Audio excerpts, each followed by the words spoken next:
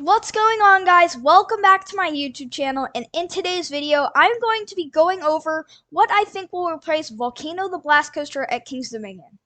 If you didn't know, in 2018 the world famous Volcano the Blast Coaster shut down, probably because of maintenance issues. But that means that King's Dominion needs a replacement for it. With Crypt gone as well, there is a huge plot of land for a huge investment to go in the near future. But what will it be? That's what I'm going to discuss in this video. If you guys going to enjoy the video, please drop a like and subscribe as it helps the channel against the YouTube algorithm. And with that said, I hope you guys enjoy the video. The first thing I will be talking about in this video is the land that Volcano the Blast Coaster left. Along with Volcano the Blast Coaster, the flat ride Crypt actually closed too, leaving all of Safari Village without a major ride. Obviously, there's Avalanche out to the left when you enter Safari Village, but that is more outside of Safari Village. Scrambler is a small ride, so for the most part, Safari Village is completely free. Now, it is actually also getting an expansion in 2022 because of their new SNS free spin Tumbili, but they are actually doing this so it can free up space for Tumbili so they can actually do another investment to replace Volcano. Obviously, an SNS free spin isn't going to do the job for Volcano's footprint, so they'll need something even bigger to carry on the torch of Volcano's past. With Volcano and Crypt gone, all of Safari Village is free, leaving a huge footprint, so I cannot wait to speculate on what models King's Dominion might put here. With that out of the way, let's talk about what King's Dominion could really use in their lineup. Dominator is actually their only B&M at the park, and most other great parks have 2, 3, or maybe even 4 B&Ms, which is why I think King's Dominion needs a new B&M. There are a lot of B&M models, so which one do they need?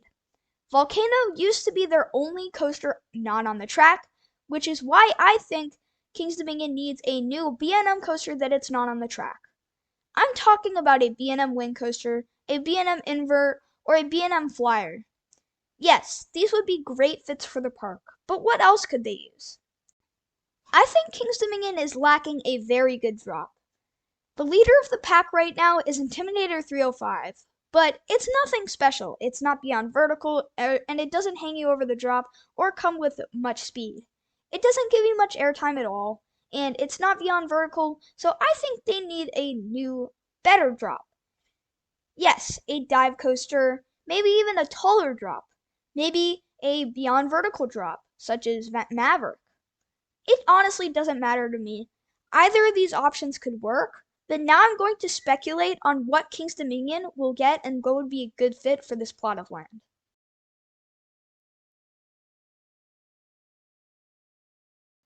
The first option I will be talking about is the most likely option on this whole list, the B&M Flyer, Invert, or Wing Coaster. I think this would make a lot of sense. I've heard that it has been leaked to come to King's Dominion in 2023, but even if these weren't true, it would be a great fit for King's Dominion. I already explained that they don't have too many B&Ms, only one in fact, and they could really use one. Also, with Volcano gone, they really need a coaster that's not on the track. So, I think a B&M Flyer, Invert, or Wing Coaster could work. However, I don't think they'll go with the Wing Coaster, as that is what I will be rolling out here. Their main competitors, BGW and Carowinds, have fabulous inverts in Alpengeist and Afterburn. So I don't think they'll go with the invert, also because they have enough intensity in the park, such as Twisted Timbers, and Dominator is actually pretty intense, and obviously Intimidator 305 is the most intense of all of them, and inverts are known to be more intense than other B&M models. While B&M Flyers or B&M Wings are actually very graceful. So I think they'll go with either of those. On which one I think would make the most sense? I think the B&M Wing Coaster would make a lot of sense. Obviously, you guys know that Volcano was launched, right? It launched out of the volcano, and the best wing coaster is actually Thunderbird at Holiday World, and it is a launched B&M wing coaster. I think a very cheap option is they could do a mirror clone of this, and it would be fabulous. it would be not only a fabulous fit to the park, but also another reason to get out to Kings Dominion, and then they would be back on top of the coaster war with BGW. I think either of these would be great fits, and a B&M Flyer, if they really wanted to cash out, they could do something like Starry Sky Ripper and completely rip the knob off. But I think it is not that likely because, I mean, if they're going with this genre, they're going to go with the wing coaster, I think. With that said, I think there are more ambitious ideas that Kings Dominion could go with, and I am going to explain them.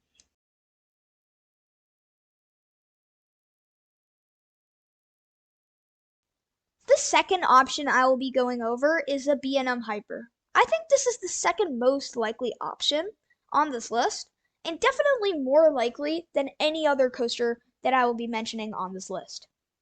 Now, I think that we'll get a B&M Hyper because, number one, they're missing a B&M Hyper in their layout, and a B&M Hyper, such as Raging Bull's layout, would actually fit perfectly on this plot of land.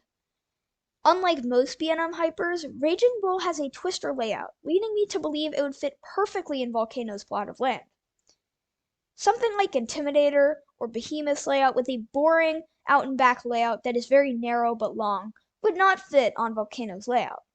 Instead, they should go with something like Raging Bull, and they should go with almost a near clone of it because it seems to have very good airtime. It is very underrated, I've heard, and actually has an interesting layout. So I can see this fitting very well in Kings Dominion's lineup.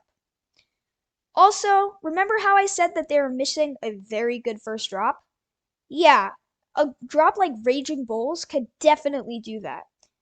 It has a pre-drop and then a huge drop, and the huge drop has so much airtime in the back rows, I've heard. Just like on Hokuge that I mentioned on my last video. I think this would be not only be a great fit for the park, but definitely better than Intimidator and Apollo's Chariot that are Kings Dominion's main competitors. So yeah, I think a B&M could be a great fit.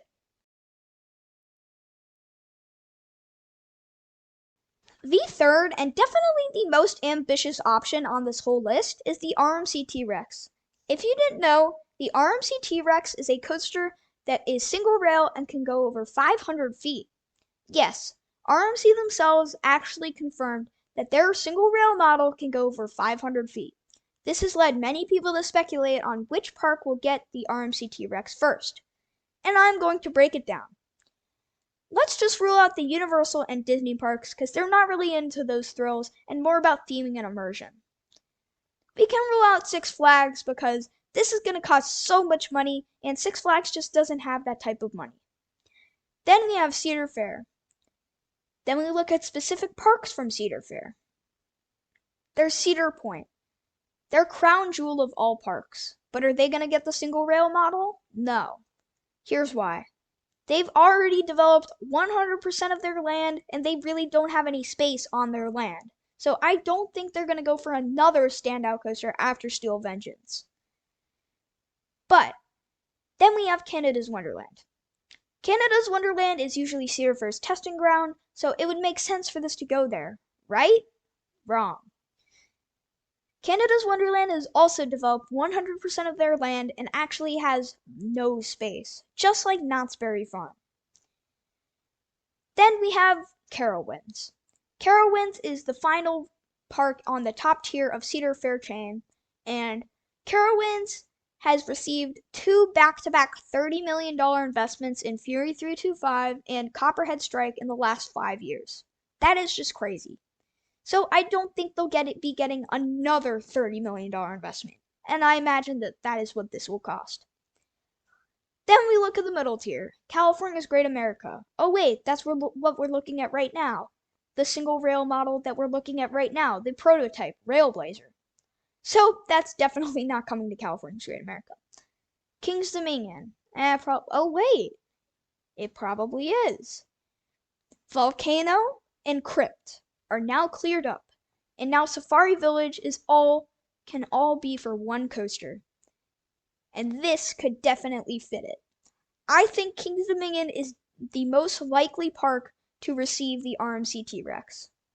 It would be a great fit. If they have a milder version, such as Jersey Devil or new for 2022, Wonder Woman Lasso of Courage, then they could definitely have this as their new standout coaster. With a mild layout like Jersey Devils, it could definitely contrast Intimidator 305's intensity and could be a great fit for the park.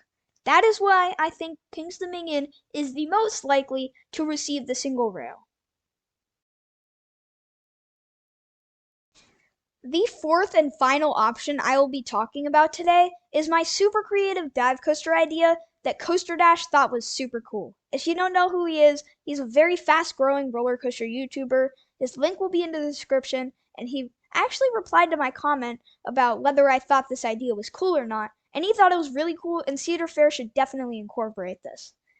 The idea is they should incorporate their new dive coaster into the Volcano, just like Fiesta Texas uses the Quarry Wall. Fiesta Texas should have used the Quarry Wall for Dr. Diabolical Cliffhanger, but they didn't, which is unfortunate. But Cedar Fair should catch on to this, so it would be the first real terrain dive coaster. There are three options for how I will use the volcano to the advantage, and it will hang you over the volcano. Option 1. This will probably be the most ideal for beating the East Coast record, Griffin and SheiKra, for over 200 feet.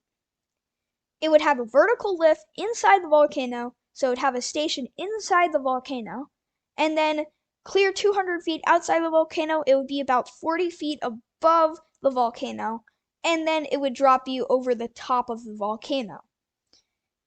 This would be the least expensive for Cedar Fair, but I got two more cooler ideas. Option 2. The station is behind the volcano. It goes over the top of the volcano, and it clears 200 feet, and then it drops 40 feet, and then goes inside the volcano. So the 160-foot plunge inside the volcano could clear 200 feet, also giving it the East Coast record. I think if they wanted to do this, by the way, they would go for the East Coast record just to make it more marketable. My third and final, most creative idea is the same thing as option 2, the station outside and the lift outside, except it's right over the volcano, and instead of only going 160 feet inside, there would be a hole underground, just like Yukon Striker, but it would be 40 feet deep, and you would go underground, and you go back overground when you're outside the volcano. So this means that it would go inside the volcano, and there would be a hole inside the volcano that leads, and a tunnel that leads outside of the volcano, and then goes throughout its course around Safari Village. Wow, how has no one thought about this? This is like super cool, and tell me your thoughts in the comments below, and share this with other people and see how they think. Please also don't give this the vest restraints that you can find on Valraven and Yukon Striker. Please give it SheiKra's restraints, as that is one of my favorite airtime moments on any coaster. The first drop and the second drop, so please give it vest restraints, or don't give it vest restraints. I think this would be a great fit for the park, as they're missing a standout drop. I mean, Intimidator is tall, but it's not like a dive coaster drop. Some people say they're one-trick ponies, but they're really missing a lot of floater and flowjector. But you can get ejector on Twisted Timbers, and they don't really have any other airtime in the park. So I think a dive coaster could be a very good fit. And with it being so much cooler than Griffin, and even SheiKra if you want to say that, this would be very marketable. Cedar Fair, if you're watching this, please include this in your lineup, because this is like super cool. Before I begin my outro, I quickly want to say something about the RMC T-Rex. If King's Dominion doesn't have enough space for the full RMC T-Rex, they are still most likely to get it, because they can free up space with the old Aero Looper Anaconda that many people are speculating to go. With that said, I hope you guys enjoyed the video, and if you did, please drop a like and subscribe, as it would help me out a lot, and I can check out all of your channels, whoever subscribes to me, and make sure to comment below what your thoughts were on my dive coaster, and tell everyone you know about it, and with that, I'll see you in the next one. Later.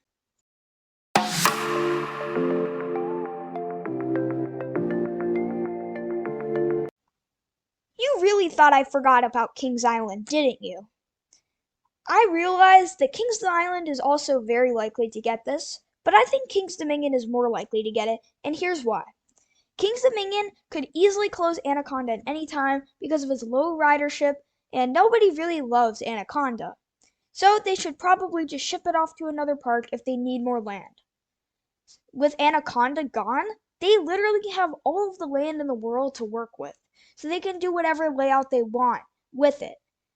With King's Island, however, they don't have all of the land in the world like King's Dominion would, so they would have to do a custom layout that they want to do, and that would cost more money. So that's why I think King's Dominion is more likely to get it than King's Island. Also, Kings Island has been really treated well by Cedar Fair, and I know it's one of their flagship parks, but Kings Dominion is really overdue for a huge coaster. Twisted Timbers was good, but since 2010, they've only spent $12 million on Kings Dominion, which might sound like a lot, but compared to Carowinds or Cedar Point or Canada's Wonderland or any of those, they spent like almost $100 million on that parks.